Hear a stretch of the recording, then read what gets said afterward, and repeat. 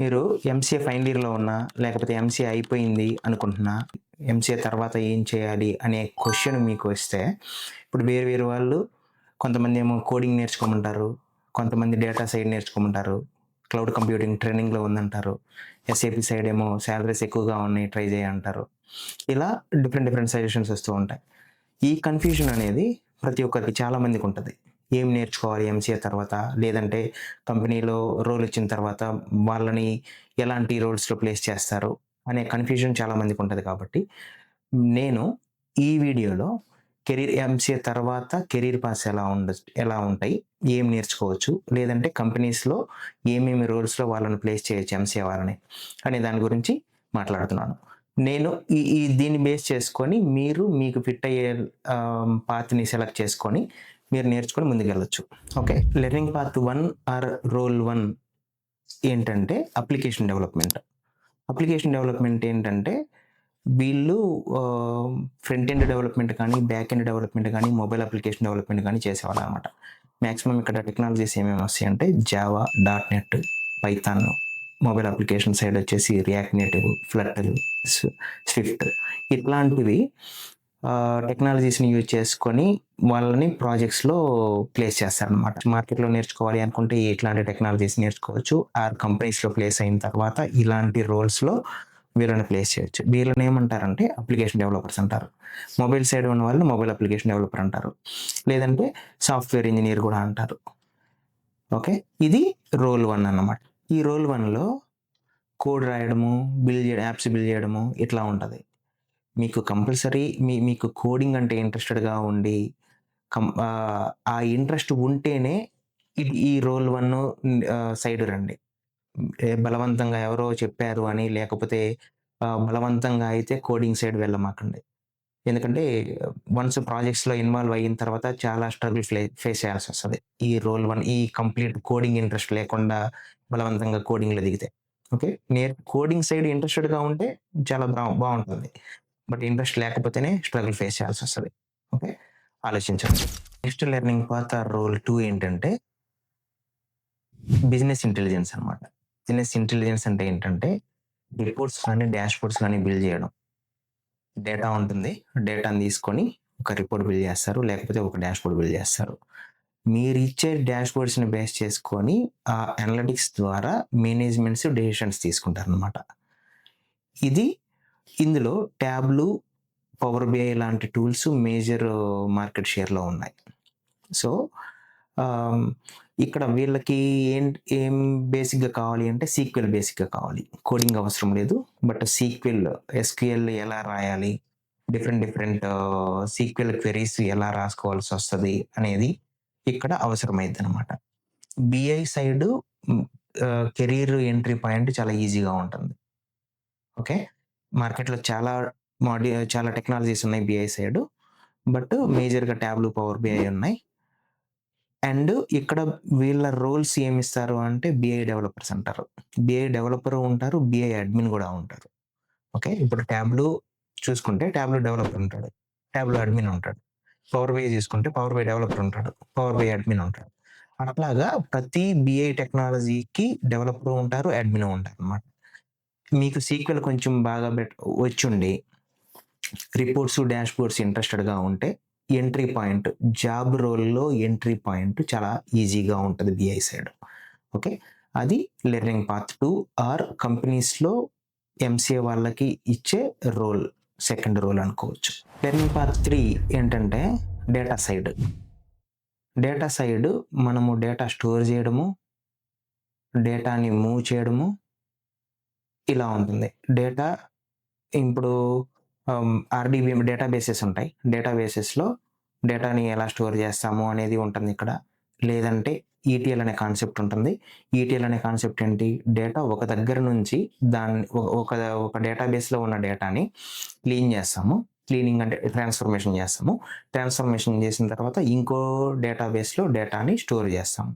So, ఇక్కడ ఈ data side ఎలా ఉంటుందంటే డేటాబేస్ డెవలపరు అని అంటారు. డేటాబేస్ అడ్మిన్ అంటారు. లేదంటే డేటాబేస్ ఇంజినీరింగ్ అంటారు. అది డేటా ఇంజినీరింగ్. సో, ఈ 3 రోల్స్‌లో ఏ రోల్ అయినా కానీ డేటా సైడ్ బాగానే ఉంటుంది. ఇప్పుడు మార్కెట్‌లో చాలా డేటాబేసెస్ ఉన్నాయి. చాలా ఈటీఎల్ టూల్స్ ఉన్నాయి. ప్రతి దానికి అడ్మిన్ ఉంటాడు. ప్రతి దానికి డెవలపర్ ఉంటాడు.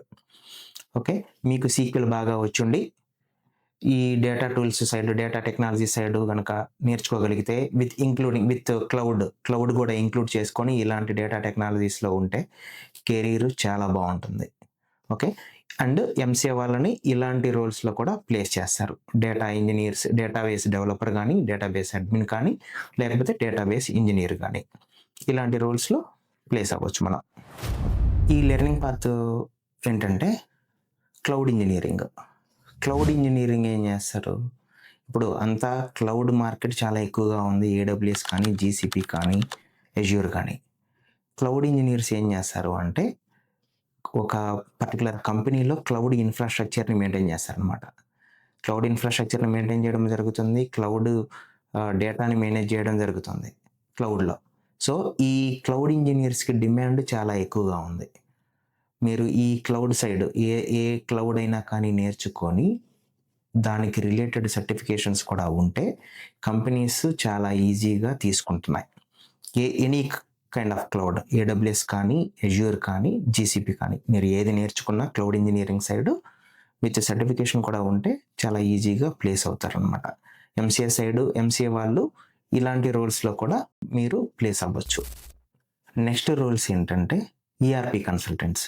ఈఆర్‌పీ కన్సల్టెంట్స్ అంటే ఎవరిని అంటారంటే ఎస్ఏపీ కన్సల్టెంట్ కానీ, మైక్రోసాఫ్ట్ ఈఆర్‌పీ కానీ, ఒరాకిల్ ఈఆర్‌పీ కానీ ఇలా మార్కెట్‌లో చాలా ఈఆర్‌పీస్ ఉన్నాయి. ఈఆర్‌పీ సైడ్ చేసే వాళ్ళని ఈఆర్‌పీ కన్సల్టెంట్స్ అంటారు. డెవలపర్స్ అన్నారు, కన్సల్టెంట్స్ అంటారు.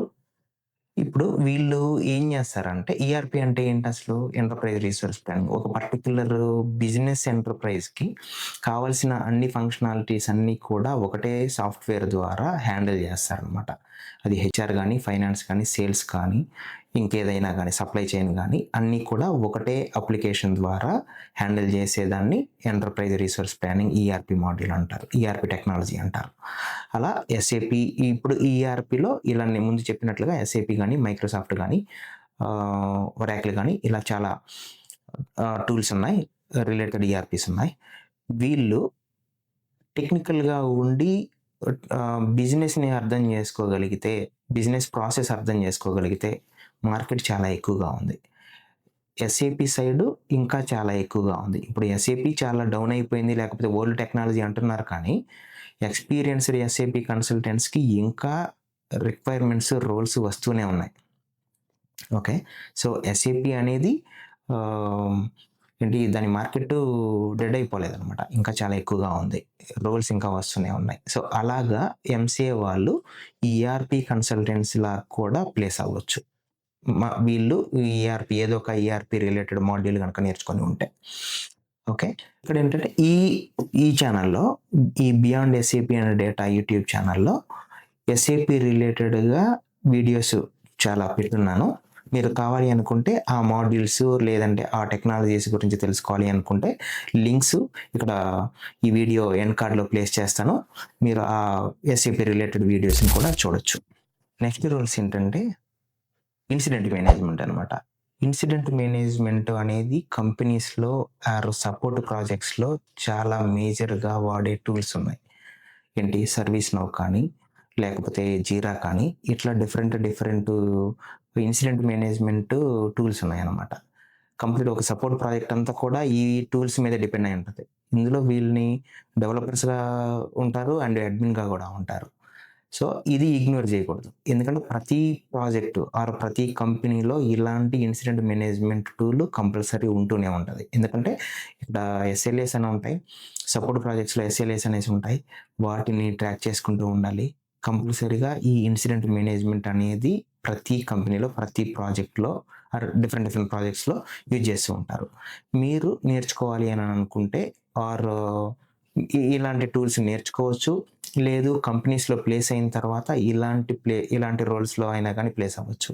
సర్వీస్ నౌ డెవలపర్ గానీ, జీరా డెవలపర్ అడ్మిన్ గానీ ఇలాంటివి. ఓకే. అండ్ ఇంకొకటి షేర్ పాయింట్ అనేది ఉంది. షేర్ పాయింట్ ఏంటంటే ఒక కంపెనీలో ఉన్న డాక్యుమెంట్స్ అన్నింటిని కానీ, లేకపోతే ఒక కంపెనీ రిలేటెడ్ ఇన్ఫర్మేషన్ అంతా కూడా learning management systems related documents కానీ, లేకపోతే ఒక ప్రాజెక్ట్ రిలేటెడ్ యాక్టివిటీస్ అన్నీ కూడా ఫోల్డర్స్ లాగా పెట్టేసుకొని డిఫరెంట్ టీమ్ మెంబర్స్‌కి షేర్ చేసుకోవడం జరుగుతుంటదనమాట కంపెనీస్‌లో. అది షేర్ పాయింట్ అంటారు. ఫైల్స్ షేరింగ్ గానీ, లేకపోతే ఫోల్డర్ షేరింగ్ గానీ అంత జరుగుతది షేర్ పాయింట్‌లో. ఇక్కడ షేర్ పాయింట్‌లో websites applications infrastructure intranet portals build చేస్తారు. లేదంటే షేర్ పాయింట్ డెవలపర్స్ ఉంటారు. షేర్ పాయింట్ అడ్మిన్స్ ఉంటారు. ఇలాగా కంపెనీస్‌లో డిఫరెంట్ ఫంక్షనాలిటీస్ కోసము వాడే స్పెసిఫిక్ టూల్స్ ఉన్నాయన్నమాట. ఆ టూల్స్ సైడ్ కూడా మనం నేర్చుకోవచ్చు. లేదంటే ఆ టూల్స్ సైడ్ అయినా కానీ మనము ప్లేస్ అవ్వచ్చు కంపెనీస్‌లో. అలాంటి రోల్స్ అయినా కానీ మనకివ్వచ్చనమాట కంపెనీస్‌లో. ఓకే. ఈ incident management or specific tool based ah, రోల్స్‌లో కూడా ప్లేస్ అవుతారు. ఈ రోల్స్‌లో ఈ ఇన్సిడెంట్ మేనేజ్‌మెంట్ టూల్స్ రిలేటెడ్ రోల్స్‌లో కాంపిటీషన్ తక్కువగా ఉంటుంది. రోల్స్ ఉంటాయి. డిమాండ్ కూడా ఎక్కువగానే ఉంది. సో, మీరు నేర్చుకోవాలి అనుకుంటే ఇలాంటి టూల్స్‌ని కూడా నేర్చుకోండి. కంపెనీస్‌లో ఇలాంటి స్పెసిఫిక్ టూల్స్‌లో ప్లేస్ అయ్యారా, కెరీర్ కూడా బానే ఉంటుంది. ఇలా డిఫరెంట్ పాస్, డిఫరెంట్ రోల్స్ గురించి మాట్లాడుకున్నాం కదా! కానీ అందరూ బేసిక్‌గా ఎంసీఏ అయిపోగానే లేకపోతే ఎంసీఏ చదువుతూ ఉండంగానే వాళ్ళకి మేజర్‌గా అనిపించేదేంటంటే ప్రోగ్రామింగ్, యాప్ డెవలప్‌మెంట్. హైదరాబాద్ గాని, బెంగుళూరు గాని రావడం, ఇన్‌స్టిట్యూట్స్‌లో చేరడం, జావా, డాట్ నెట్, పైథాను ఇట్లాంటివి వందల మందిని కూర్చోబెట్టేసి బ్యాచెస్ పెట్టినా వాళ్ళు జాయిన్ అయిపోతున్నారు. ఇక్కడ వాళ్ళు తెలుసుకోవాల్సిందేంటంటే కాంపిటీషన్ చాలా ఎక్కువగా ఉంటుంది. అండ్ ఏఐ ఫ్యాక్టర్ వచ్చేసిన తర్వాత ఫస్ట్ జాబ్స్ పోతుంది డెవలపర్‌లవే, కోడింగ్ ప్రోగ్రామర్స్‌వే. సో, అది కూడా ఆలోచించుకోండి. ఓకే.